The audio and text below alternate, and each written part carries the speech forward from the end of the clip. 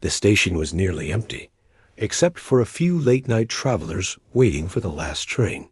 Mia checked her watch. 11:58 p.m. Just 2 more minutes. She pulled her coat tighter around her shoulders, the cold air biting at her skin. The sound of distant rumbling grew louder, and soon the train screeched to a halt before her. The doors slid open, revealing a dimly lit cabin. She hesitated. Something about it felt off, but with no other way home, she stepped inside.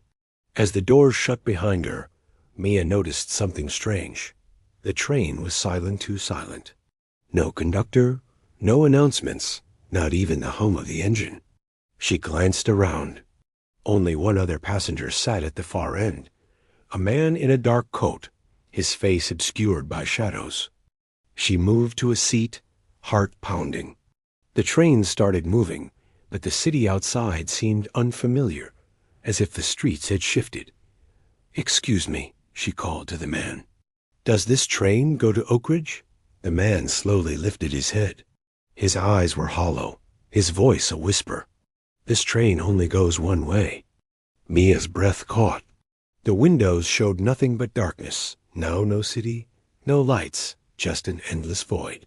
The train was no longer in the world she knew, and she had no idea where it was taking her. Mia's pulse pounded in her ears. She gripped the edge of her seat, her nails digging into the worn fabric. "What do you mean?" she asked, her voice barely above a whisper. The man in the dark coat didn't answer. Instead, he turned his head toward the window, staring into the black abyss beyond. Mia forced herself to stand. She needed to get off this train now. She hurried toward the nearest door, pressing the emergency stop button. Nothing happened. She pounded on the door, but it wouldn't budge. A low chuckle echoed through the cabin. She spun around. The man was gone. Her breath hitched.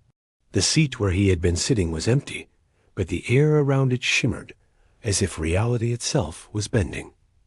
Then she felt a presence behind her. Slowly she turned.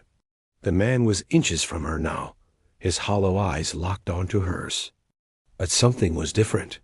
His face was shifting, morphing, as if he was wearing a mask that couldn't decide what it wanted to be. "This train only takes those who are lost," he murmured. "Tell me, Mia, what did you leave behind?" Her mind reeled.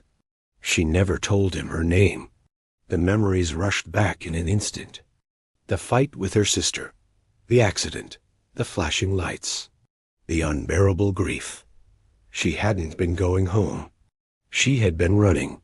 The train let out a long, eerie whistle as it sped forward into the void. And deep down, Mia finally understood. This train had never been meant to take her home. It was taking her somewhere she could never return from.